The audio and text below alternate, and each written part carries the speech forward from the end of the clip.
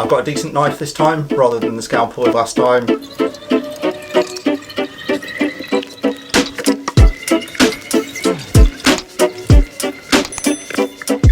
Today we're going to take a look at my NWSD Scale Designs Scattergun V2 chassis, which has just arrived today after being stuck in customs for way longer than I expected. So let's get this open, and here's a knife. Now, I ordered 2 of these chassis, or chassis as some of the Americans might say, just because I'm a bit concerned that I might bend one, and also because it's always nice to have spares, especially if they're going to take quite a few weeks to turn up. So they seem quite tightly packed. This is nice packaging because I can't even get in it with a Stanley knife, so that's great. Yep, nice bit of packing. They're covered in what looks like some foam packing. They are properly wedged in there as well. Let's go at this other end and see where we can get to.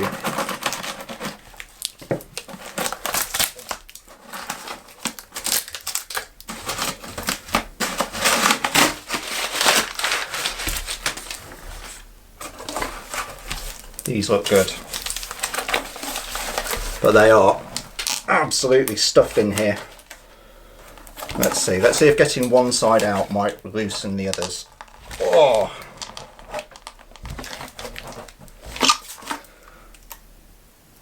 Yeah, it's come in. This is really testing the panhard mount, seeing as I'm using that to pull the chassis out. My God! Wow. And I'm sure next time I go out, one of the guys that I hang out with is going to say how weak and puppy-armed I am. But I've been eating my Weetabix and have been doing press-ups today, so we're about to see if I did enough. Oh, there we go. Well, I did not have to worry about whether I would bend these or not, because that is some seriously, seriously thick steel. Now, it does have a bit of bend in it, because what you tend to do is have a wider skid and slightly shorter here, so you do have to put your own sort of natural curve in it. But wow, that panhard mount is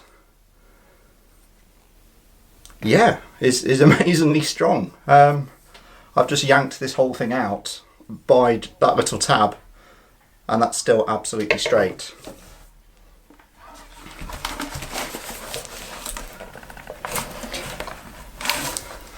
Now, I might just give this tube a bit of a squeeze and see if that helps us get these out at all.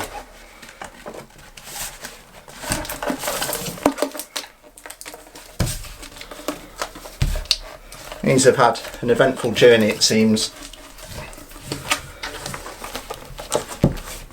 Oh. No, gonna have to go at it with a Stanley knife. So, unless, no, they're not coming out.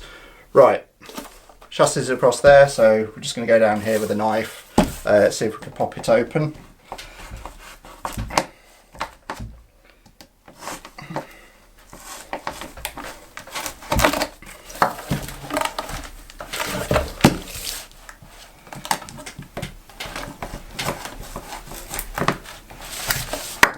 If the chassis turns out to be anywhere near as tough as the packaging, I'm in for a treat.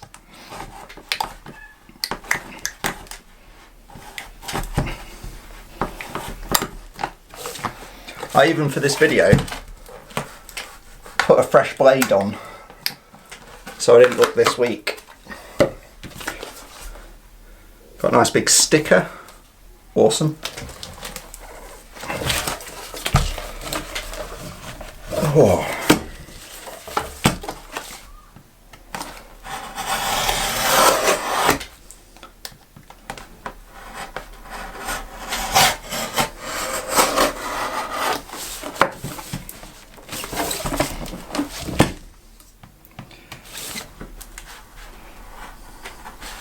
Well, if you're thinking of ordering these from the States and you're worried about the packaging and the shipping, You really don't.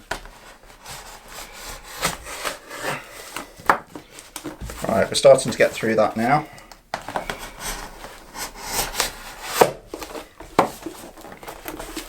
Right, that's giving way a bit, so hopefully we'll just get through this initial bit.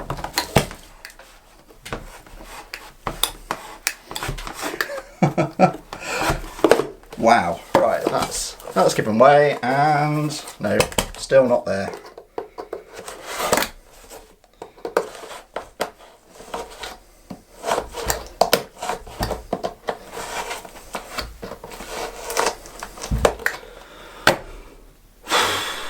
Maybe I didn't need to work out today. Right, that's better. Yep.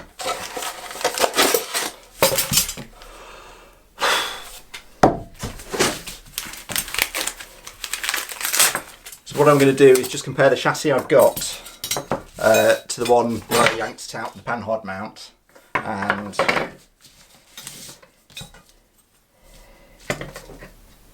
yeah, no bends. So I've actually managed to break the panhard mount on the TRX before.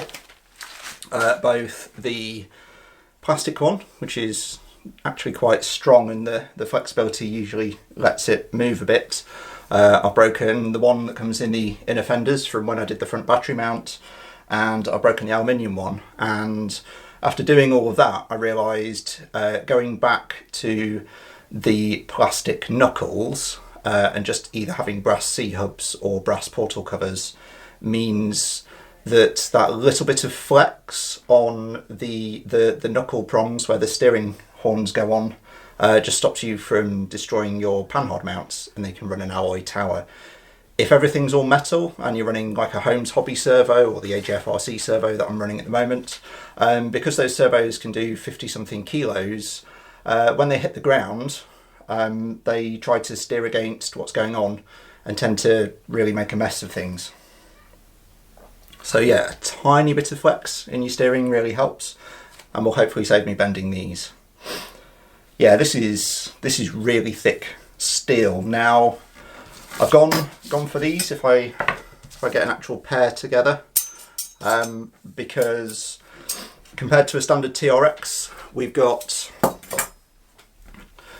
a much lower skid here, which will go really well with the in the works RC parts that I've bought. So I'm going to end up managing to get the skid lower, and it's also slightly angled, I can see, which is really nice. It's angled, this part's the front, so it's angled at the front, so the idea being that you brake over something and then with a kicked back, sort of tipped forward skid, you slide over a bit better, especially when you're trying to brake over, just gets this belly part out the way. I like these. I like as well that they seem to have remembered that some people do like to run their shocks in the standard, you know, straight up, straight down, sprung fashion, and there's actually holes here for me to be able to do that. I can also do some alpha angle work. Now, the disadvantage of alpha angle is that you end up with a more progressive shock, but progressive in the wrong way. It actually gets softer as you go through the travel rather than getting stiffer as you go through the travel to give a rising spring rate. So that's one of the downsides, but with a reasonably decent spring rate and running them probably with a bit more droop than I would normally run, but still a bit of spring there. What it'll actually allow me is better articulation, because the axle being at this point, the geometry of it, by having the shock angled and bringing the wheel up, actually allows me a bit more articulation, because the length from here to the axle is slightly longer than if the axle was in this top one. It would actually raise the axle slightly, so I might be able to slam it a bit more, but I end up without as much articulation. So I think I'm probably going to be running somewhere along here on the front. I actually have some 5mm extended rod ends for my shocks, because I'm running the Proline shocks, to make them 95mm with the same amount of travel. So that'll allow me to really get all that extra articulation without having to go too low and then hang up the belly. What I'm aiming for overall is around about 1/4 to 1/2 inch of drop on the belly, but more specifically the weight of the motor, because one of the main challenges with the TRX is once you get to about 62 degrees, where the standard TRX motor is, unless you run a 9-tooth pinion, is a bit high, and I quite like my wheel speed, and I've got a brushless system in there, and I only run a single speed gearbox, so I'm running a 14-tooth pinion, or maybe a 12, can't remember, but you know, a bit bigger. So the weight of my motor and the weight of my battery pack is then unloading the front shock and falling off when I get to about 62 degrees. By bringing this weight lower between the wheels, where the two wheels are, the motor weight will still be in front of the rear wheels and a lot closer to the front wheels, which will help keep that front end down as we get steeper. In terms of manufacturing, they're great. The edges aren't sharp. They do look like they've been cleaned up really well, cut really well. All the holes are fantastic. There's a really subtle logo design on the pieces, which I think is great. Obviously, you know, more of a comp style chassis.